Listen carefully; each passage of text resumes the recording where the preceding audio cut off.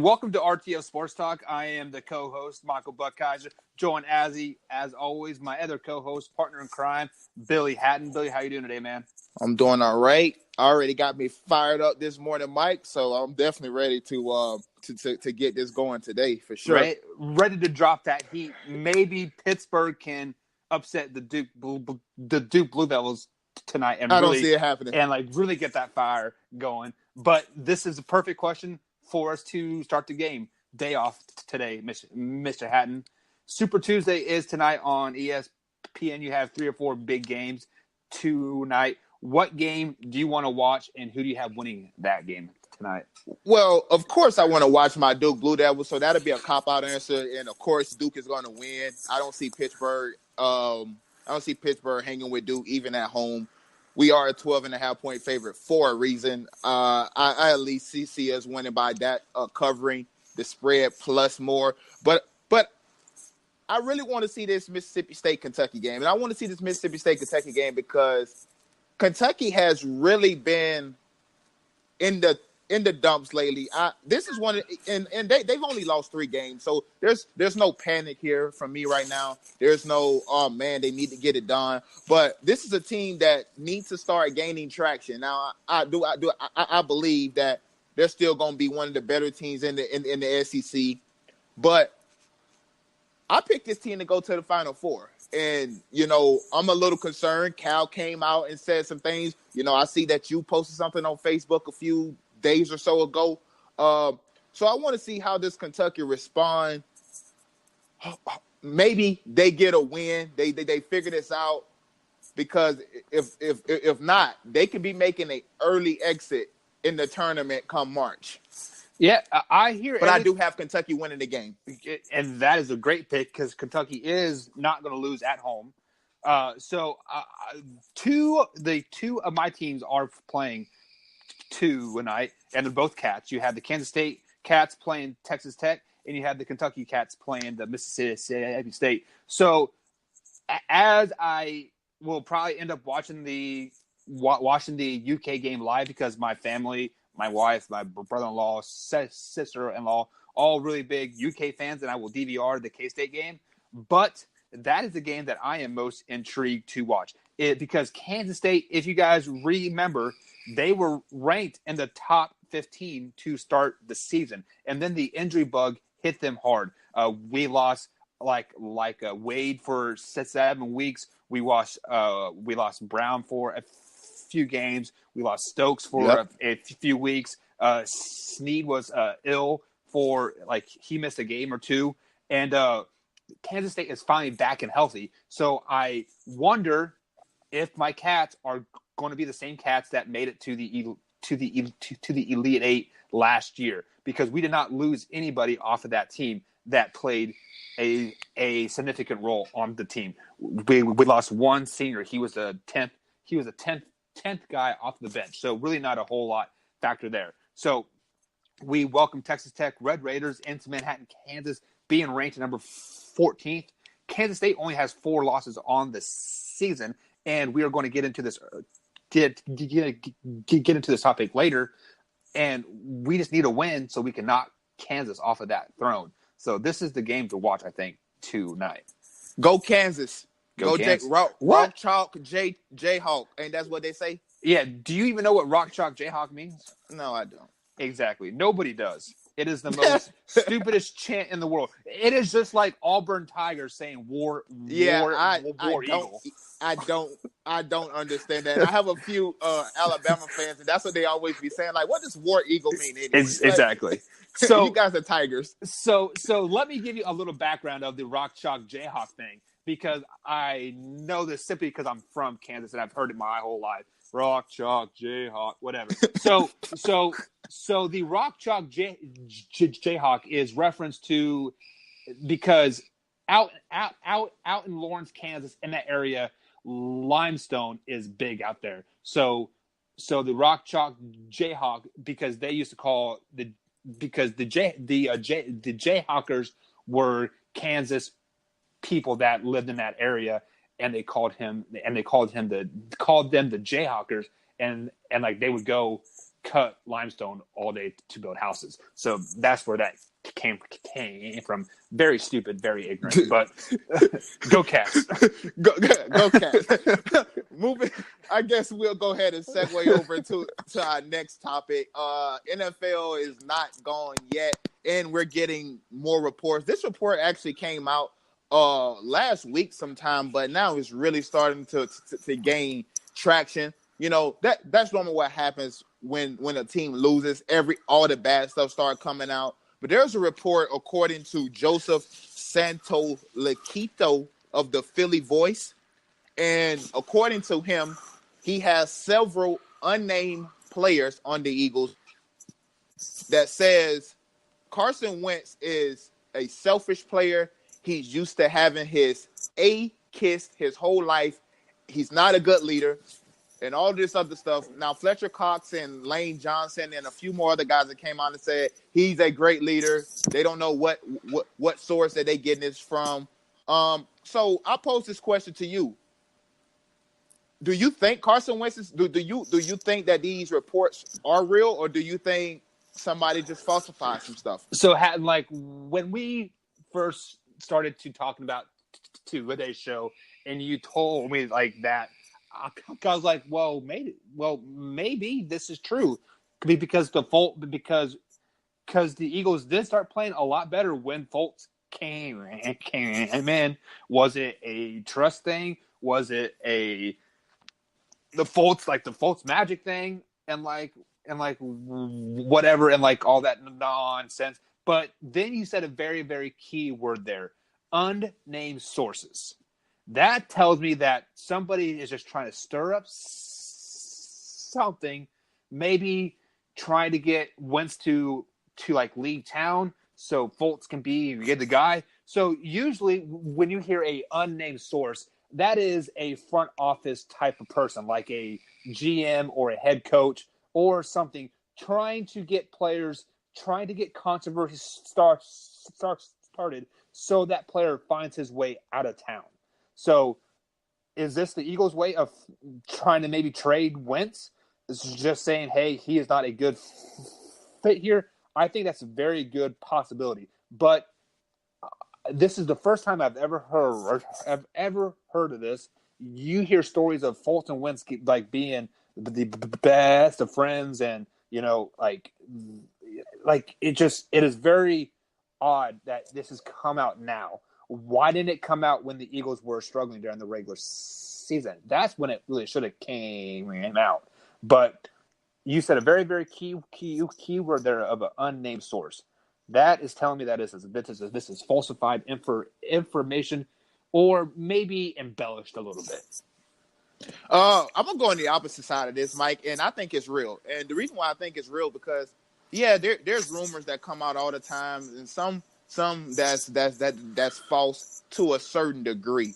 But when you hear this stuff, Mike, it ain't coming just from out of thin air. This is how people really feel. Now, whether he is a bad leader or he's not a bad leader, that's left up to whoever that's on that team. But certain people in that locker room, and it was reported that there were a couple of unnamed teammates. But why be unnamed? Put your name to it. Own up. Yeah, I agree. Be a man and say how you feel. Yeah. But also, Mike, what we have to deal with too is these people also want a job. These people also need a job. Very and that kind of stuff right there will put you out of the locker room. So I can understand why they did, but I'm right there with you. Put your name on it. Be a man. Be a man about it.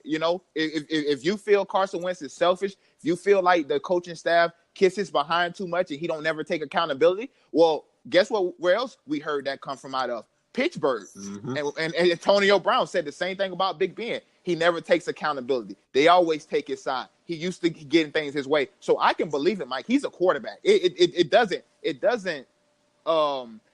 surprise me that people feel this way about Carson Wentz, because I can see that, Mike. You said it. They respond better to Nick Foles. Well, that ain't by accident. Guys tend to play better for guys that they like. Right. taking my Florida State Seminoles. DeAndre Francois started every game except for one game last year, and that was against NC State.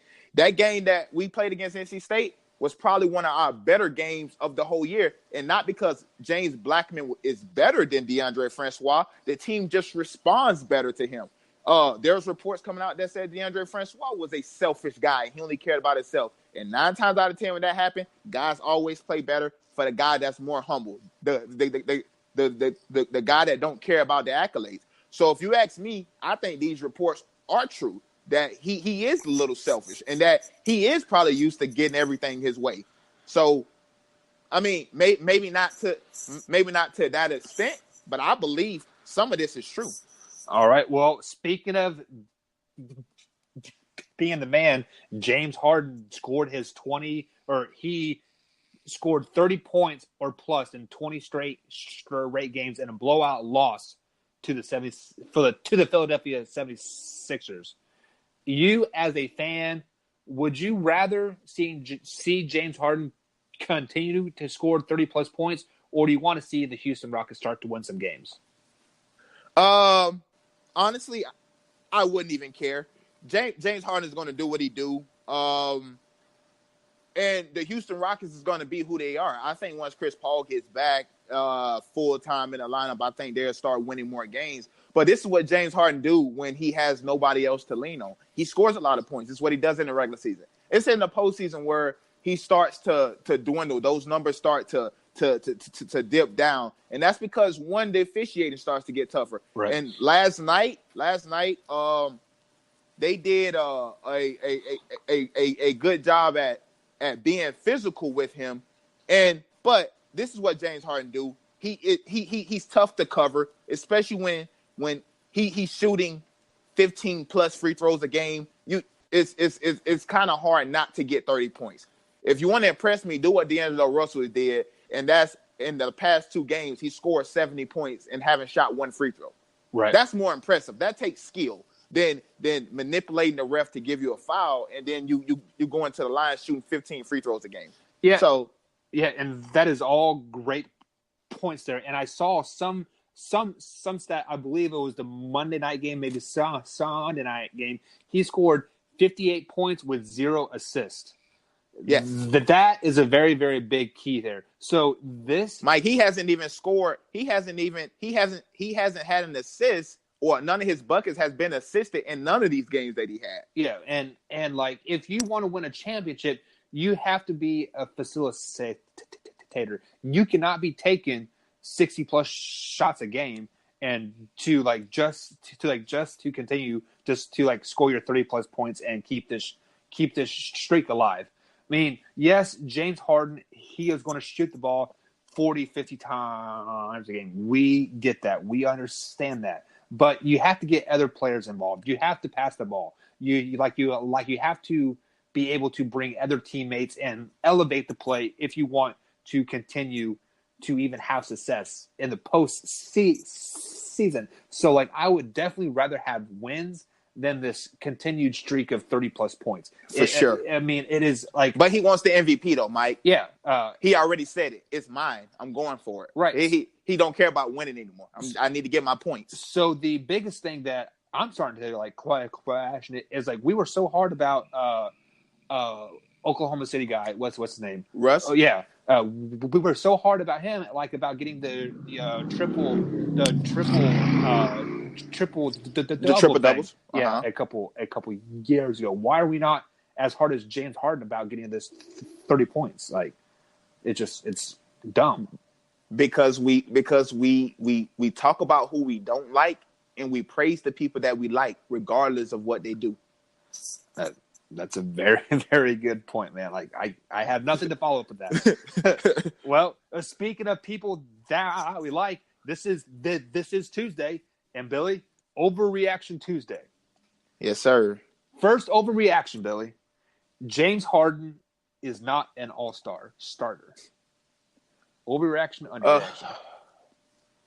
I'm gonna go overreaction because I think he does deserve to be a starter. Luka Doncic has had he's had a good season, but I mean, although the stuff that I just said about James Harden, he's still putting up those numbers. So since he's putting up those numbers, there's no way that he shouldn't be a starter. But that's what happens when you get the fan vote.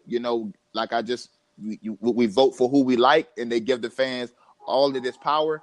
So yes, he does deserve a starter, to be a starter in the All-Star game.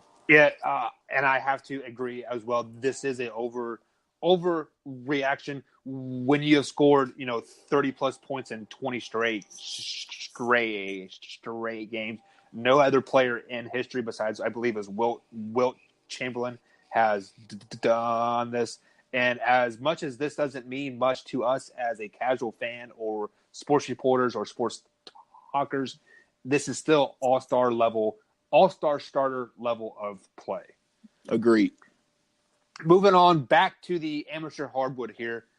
Kansas Jayhawks, they have lost their quote-unquote best player on the team, but they still continue to find ways to win. They beat Iowa State last night, 80-76, after losing to Iowa State earlier this season. Entering this year, they've won 14 straight Big 12 titles. Overreaction, underreaction. Kansas wins their 15th straight Big 12 title. I think it's an underreaction. I mean, this is what the Kansas Jayhawks do, right? But then they get to the tournament and they lose. Right. I mean, that seems to be how Kansas have been since I've been watching them. At least they always have a great regular, or even if they struggle during the regular season, doing Big 12 play.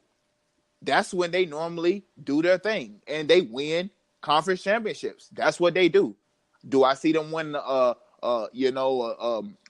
championship, a national title? No, but they're definitely is probably going to win their 15th straight. Yeah, and it seems every year we keep asking the same question over and over and over. Is this the year? The last couple of years, it has come down to the final game of the season. I believe it was last year. Kansas State had a 2-game lead on them with 3 games left. Somehow, Kansas Jayhawks pulled it out, won their 14th straight. Like they could be 7 games back with 8 games left, and they're still going to find a way of winning this championship. The Big 12 men's basketball. Just put Kansas Jayhawks there, conference championship every year from now until Self leaves. I mean, it's just like I agree. It is dumb. Like ever since this conference has come to fruition, Kansas Jayhawks have won it, or they have won it, or have had a share of it, and it's crazy to me, like how dominant they've been.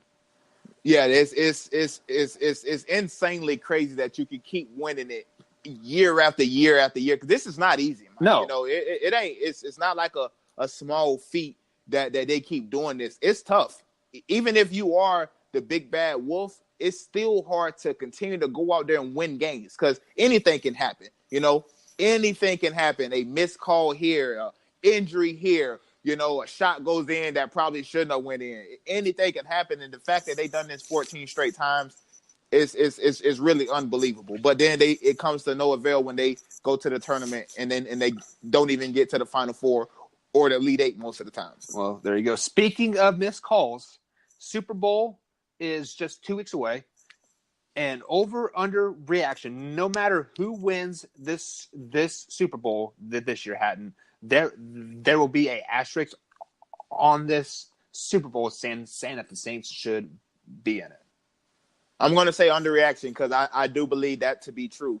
The New Orleans Saints should be playing in the Super Bowl against the New England Patriots. It's simple as that, and especially if the Rams go on and win this thing, it's definitely an extra. I went back and I watched that video again and again and again yesterday, and I'm still confused on how they missed that call with 2 referees, one being on the backside, one being on the front side.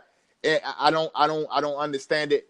But yes, whoever wins this thing, it will be an asterisk because the Patriots were supposed to be playing the New Orleans Saints, and if the Rams win, they wasn't even supposed to be there.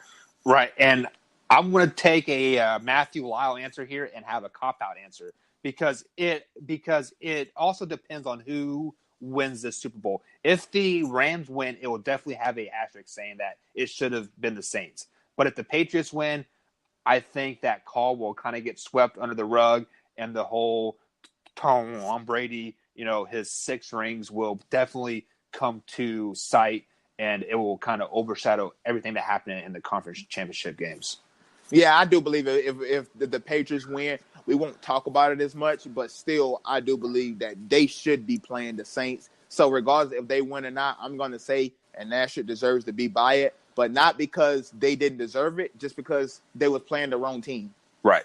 Exactly. It's not their fault. That's a great point. The final over/under reaction: Houston finally traded Carmelo to the Bulls this past night, and the Bulls are reportedly going to release Carmelo Anthony. And the front runner team to pick him up is the Los Angeles Lakers. Over/under reaction: Carmelo is good enough to put Lakers in the Eastern Conference Finals this year. Or West. Or Western Conference Final, yeah. Yeah, no, that's an overreaction. I don't care who the Los Angeles Lakers get this year. Unless they're getting 2 superstars, they're not beating the Golden State Warriors. With Boogie back and with Boogie looking like he hasn't lost a beat, Klay Thompson dropped 40 last night, 10 of 10 before he missed his first 3. I don't, there's no team that's beating this Warriors team. Could they make it to the Western Conference Finals? Possibly. I think they could make it to the Western Conference Finals regardless if they get Melo or not, as long as they don't play the Golden State Warriors before they get there.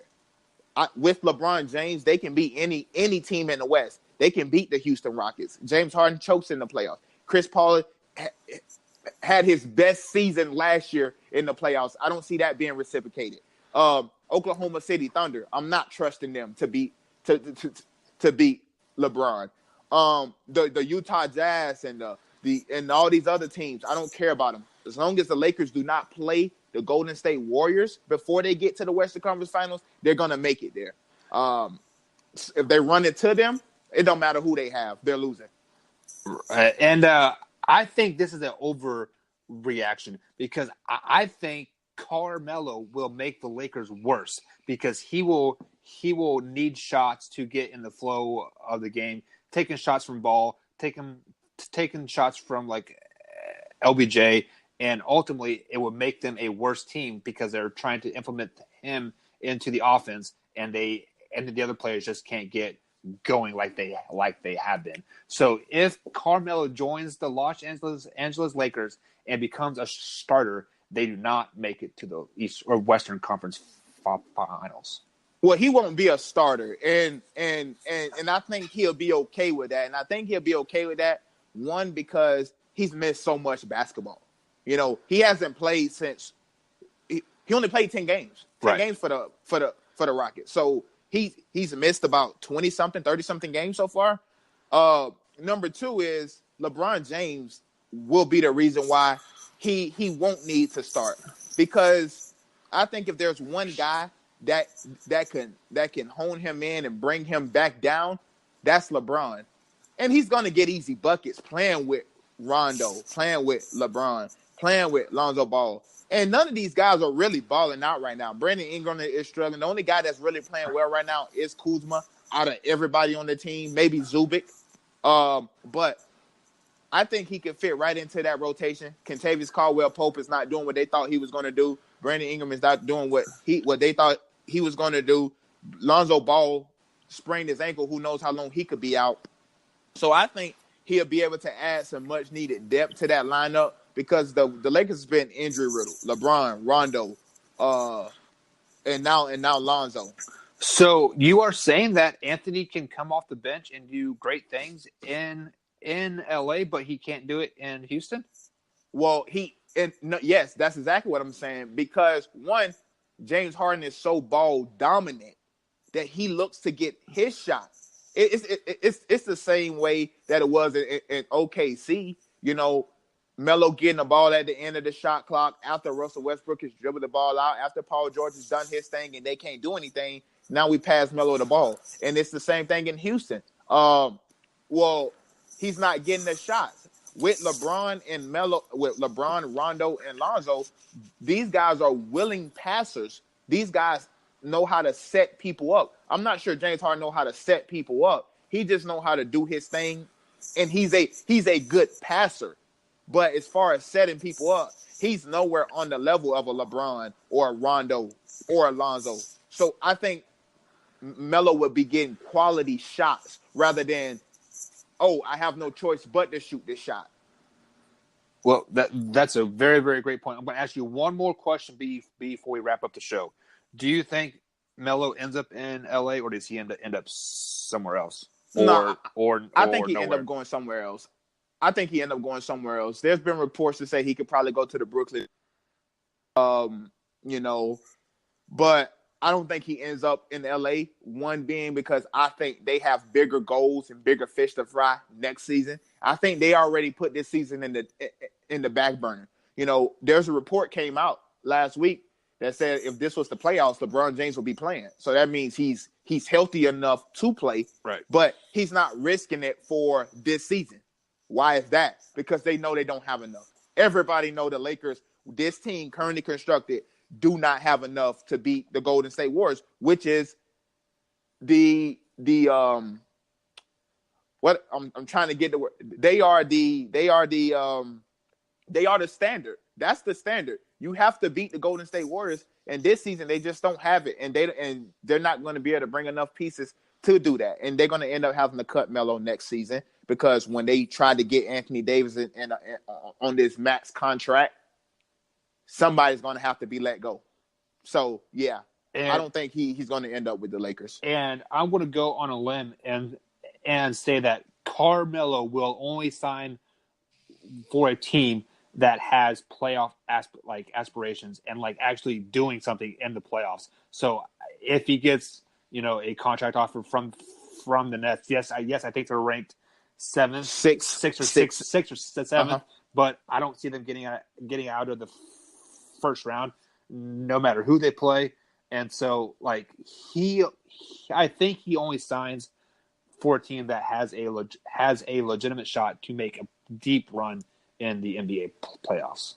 Yeah, I agree. It wouldn't make sense for him to come back and play for a non-contender. Right. So that is the show for today, guys. We are still trying to get the hang of things. Hatten, and myself are trying some things out here. If you guys are liking what we're doing, be sure to go ahead and leave a comment in the description or in the ranking section. Be sure to give us a ranking. If you're not liking what we're doing, go ahead and give us a ranking as well. But tell us how we can improve the show. We are always looking for ways to improve and to engage interaction with our fans as well. With all that being said, Billy, any last thoughts for today? No, sir. Just go Noles, as always. Ash, speaking of the Noles, I believe their hashtag is do something. Do something. And even if you can't do it great, do it as well as you can, or something like that. That's the best quote that the Noles can come up with, apparently. That was Taggart's slogan, which is the reason why it sucks so much. Well, Billy says go Noles, and I'm saying go Cats, and you can pick and choose which Cats you want to root for tonight. But either way, go Cats. We out.